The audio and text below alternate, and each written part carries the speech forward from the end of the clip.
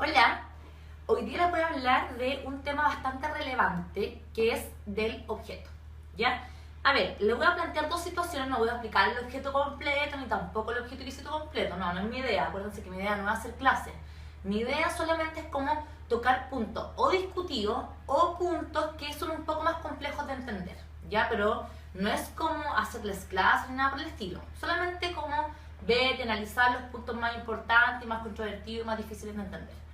A ver, primero que todo vamos a partir con el objeto, ¿ya? El objeto, primero que todo, cuando ustedes les pregunten este tema, tienen que decir que naturaleza jurídica es un requisito de existencia del acto jurídico.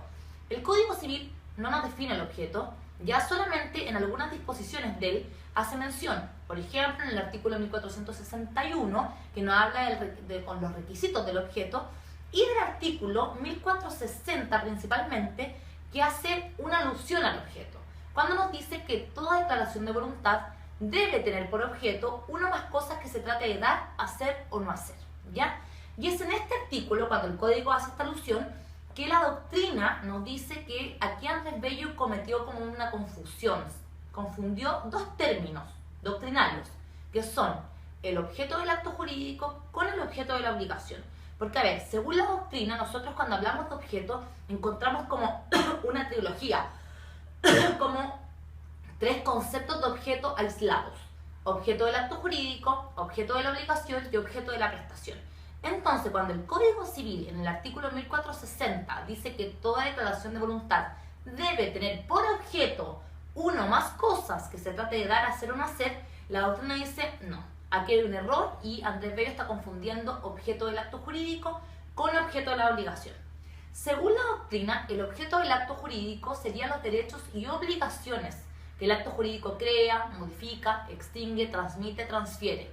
Si a ustedes les llegan a preguntar cuál es el objeto del contrato, es solamente creación de derechos y obligaciones. Recordemos que el contrato solo crea derechos y obligaciones. En cambio, el acto jurídico crea, modifica, extingue, transmite o transfiere. Por eso es que hacer esta distinción entre objeto del acto jurídico o del contrato, como en la primera parte del esquema. Objeto del acto jurídico, derechos y obligaciones que el acto jurídico crea, modifica, extingue, transmite, transfiere. En cambio, objeto del contrato, derechos y obligaciones que el acto jurídico, del contrato, crea. ¿Ya? Ese es el objeto del acto jurídico o del contrato. En segundo lugar, encontramos el objeto de la obligación, que es, que nos dice la doctrina, la prestación. Cada vez que nosotros hablamos de prestación es un comportamiento que realizan las partes, ¿ya? Dar, hacer o no hacer.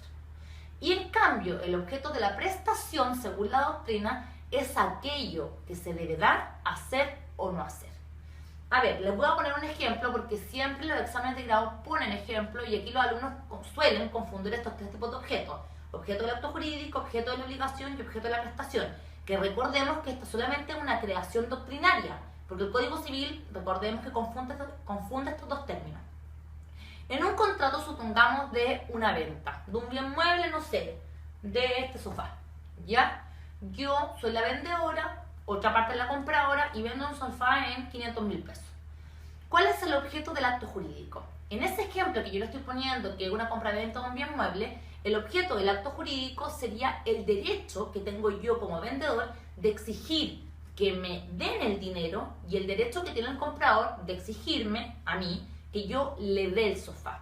Y las obligaciones correlativas, por supuesto. Obligación que tengo yo como parte vendedora de dar el sofá y de sanear la evicción y los vicios creditorios, ¿cierto? Y la obligación que tiene el comprador de darme el dinero y la obligación de recibir la cosa.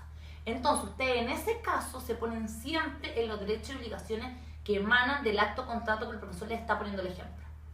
Ya, eso como objeto del acto jurídico. Objeto de la obligación, recordemos que es la prestación. Entonces, en el ejemplo que yo les estoy poniendo, ustedes se tienen que ir al comportamiento que emana del acto contrato.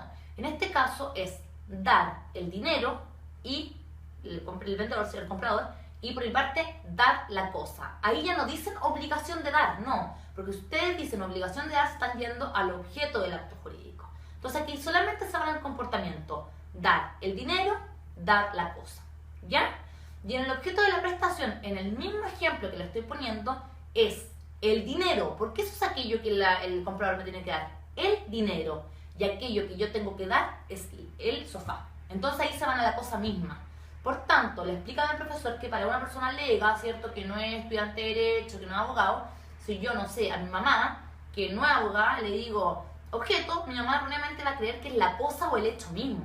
Nosotros sabemos que ese es el objeto de la prestación, pero que hay dos objetos más. Uno que dice referencia con los derechos y obligaciones que emanan del acto contrato, que es el objeto del acto jurídico, como ya les expliqué, y otro que dice referencia, ¿cierto?, con la prestación, con el comportamiento que tienen que realizar las partes en el acto contrato, que es el objeto de la obligación. ¿Ya?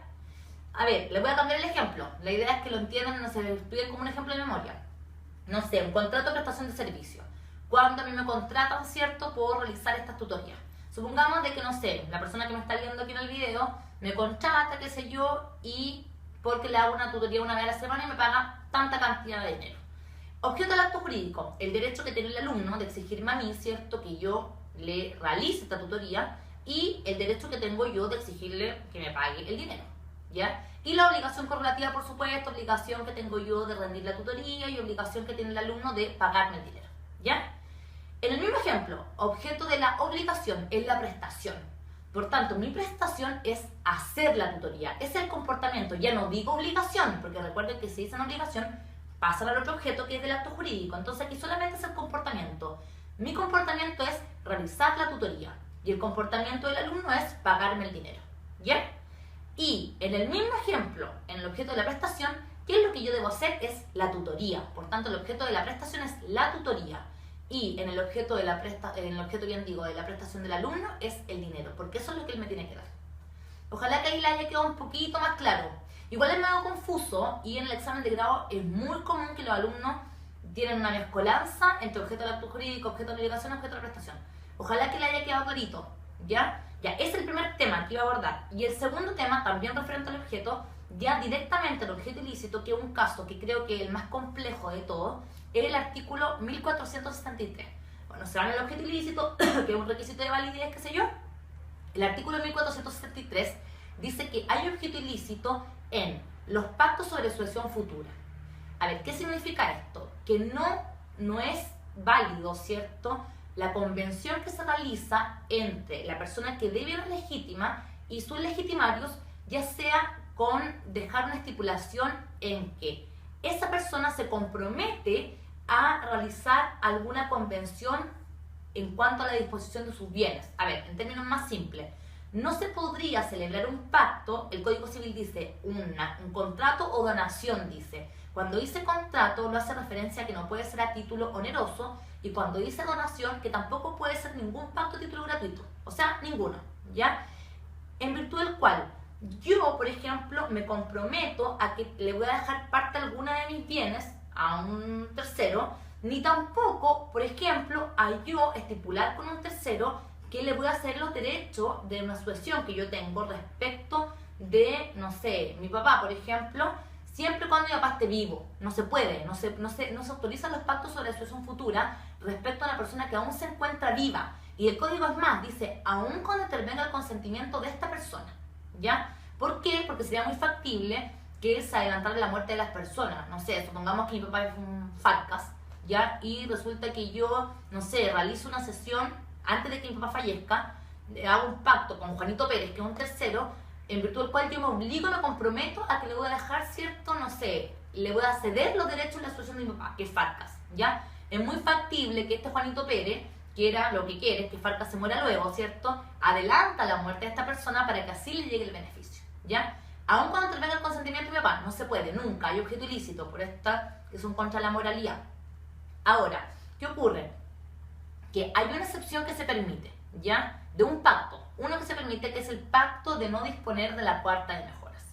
Este está establecido en el artículo 1204 y consiste en que la persona que debe, ¿cierto?, una legítima, puede hacer una convención, un pacto, con uno de sus legitimarios, dice el código, dice ascendientes, descendientes y cónyuges sobrevivientes, que a la sazón son legitimarios, para que, en virtud del cual, el futuro causante, legitimario, la persona que era legítima, perdón, se compromete con estos legitimarios a que no va a disponer de la cuarta de mejoras. Ese pacto sí se permite, ¿ya?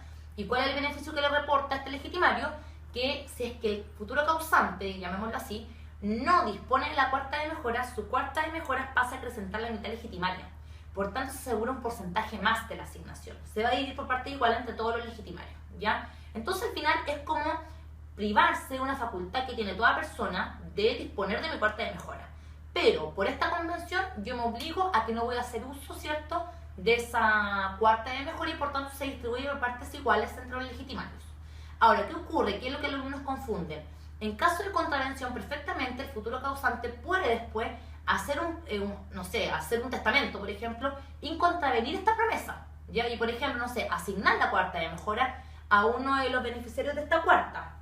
¿Qué ocurre? Que la persona que realizó el pacto tiene derecho, mediante una acción de reforma del testamento, para que se le reintegre lo que le habría correspondido si es que el pacto efectivamente se hubiese cumplido, ¿ya?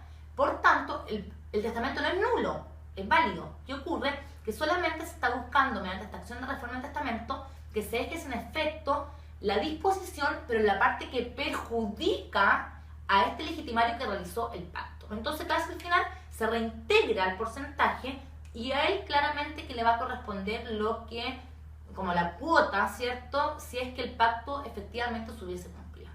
Es medio enredado. Yo en los esquemas que tengo, que hice, puse un ejemplo, ¿ya? Entonces quizás les van a ayudar un poco más. Ojalá que le haya quedado clarita. Es bastante enredado este pacto y qué sé yo, pero la idea es que le haya quedado claro lo mejor posible, ¿ya? Les mando un beso grande, un abrazo enorme.